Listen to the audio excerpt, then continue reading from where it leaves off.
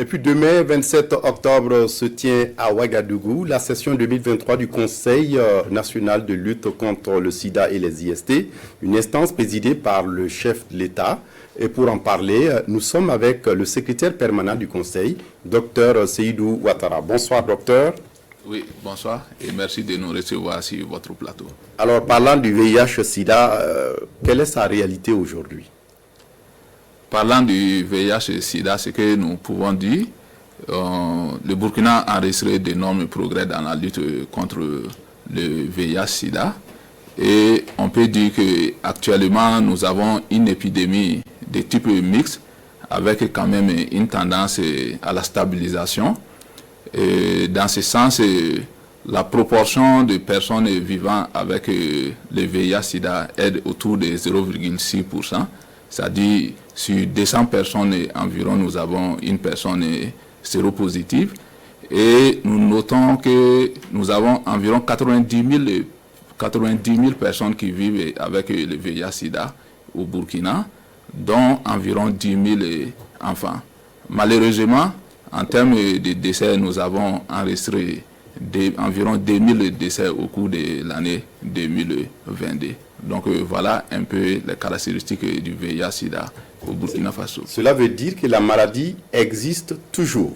La maladie existe toujours. C'est ce que nous disons. Nous avons fait d'énormes progrès parce que si on se rappelle, selon les estimations de l'ONU-SIDA, nous sommes partis d'une prévalence d'environ 3% dans les années 2000 et actuellement nous sommes à une prévalence de 0,6% dans la population générale.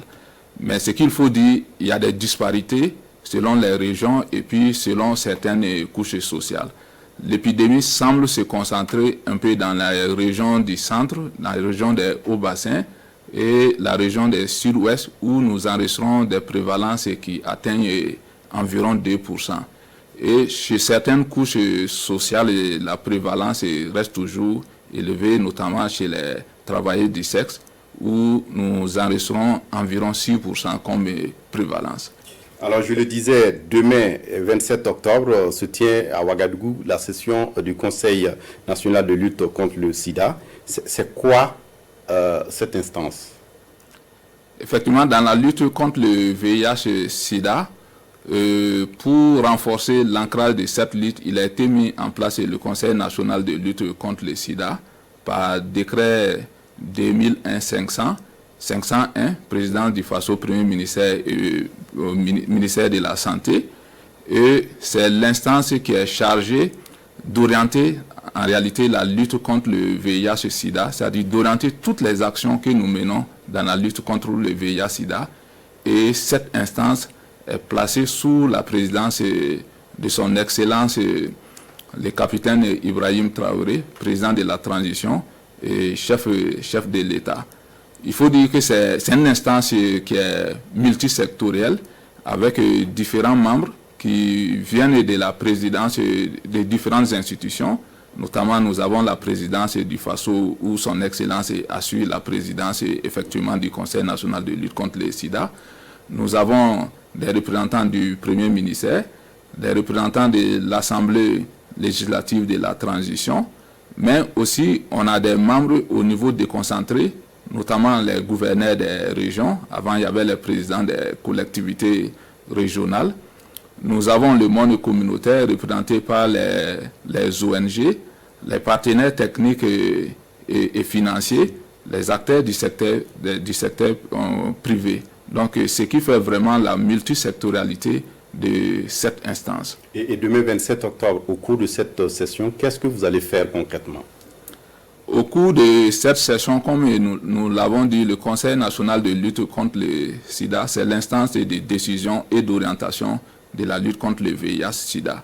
Donc, au cours de cette session, nous allons faire le point des recommandations des sessions antérieures, parce que chaque session est assortie de recommandations. Nous allons présenter le bilan du plan national multisectoriel de la lutte contre le VIH-Sida en 2022. Donc, ce qui va nous permettre de faire sortir qu'est-ce qui a marché dans la lutte contre le VIH-Sida, mais surtout les principales leçons tiré de cette lutte en 2022.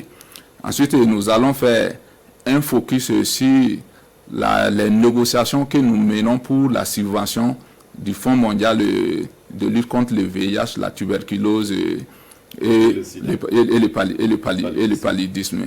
Parce que ces négociations, ça concerne la tranche 2024-2026 et ça porte aussi un financement d'environ 25 milliards de francs CFA pour le Burkina Faso. Donc beaucoup de choses en quelque sorte. Mais docteur, est-ce que vous pouvez peut-être pour finir revenir un peu sur les actions que vous êtes en train de mener ou certainement en cours pour mettre fin à cette maladie au Burkina? Effectivement, il y a beaucoup d'actions qui sont en train d'être menées dans la lutte contre le VIH pour mettre fin vraiment à l'épidémie du VIH. On peut dire que ces actions s'articulent autour de 4 axes principaux. Le premier axe, c'est la réduction des nouvelles infections. On veut aboutir à 0 nouvelle infection pour le VIH-Sida. Et pour cela, nous mettons l'accent sur tout ce qui est activité de sensibilisation, d'information, de communication. Et au passage, nous rendons vraiment hommage aux médias qui nous ont beaucoup accompagnés dans la lutte contre le VIH et SIDA. Le deuxième axe, c'est la réduction de la mortalité liée au VIH.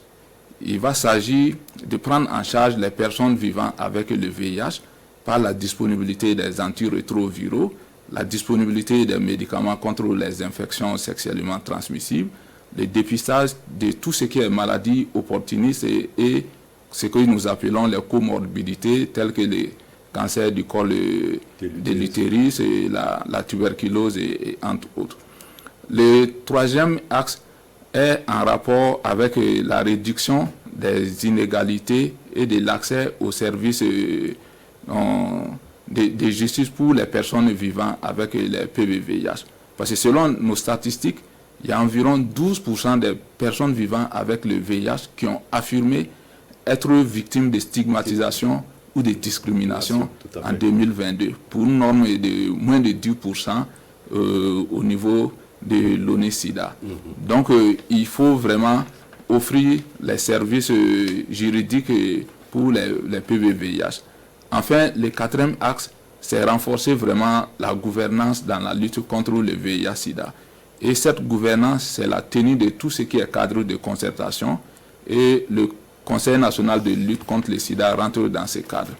Et au niveau de cette gouvernance, il faut dire qu'au niveau déconcentré, nous avons les comités régionaux de lutte contre le SIDA, les comités provinciaux de lutte contre le SIDA et les comités communaux de lutte contre le SIDA. Pour la session de demain, les gouverneurs vont représenter les régions. Voilà. Et enfin, nous mettons toujours l'accent sur le plaidoyer pour la mobilisation des ressources en faveur de la lutte contre le VIH. Parce que sans ressources, on ne peut pas mener d'action efficace sur le terrain. C'est le nerf de la guerre. Le nerf de la guerre. Merci à vous, Dr Seydou Ouattara, d'être passé nous donner tous ces éclairages. Je rappelle que demain, 27 octobre, vous tenez la session 2023 du Conseil national de lutte contre le VIH-Sida, sous la présidence de son Excellence le capitaine Ibrahim Traoré, président de la transition chef de l'État.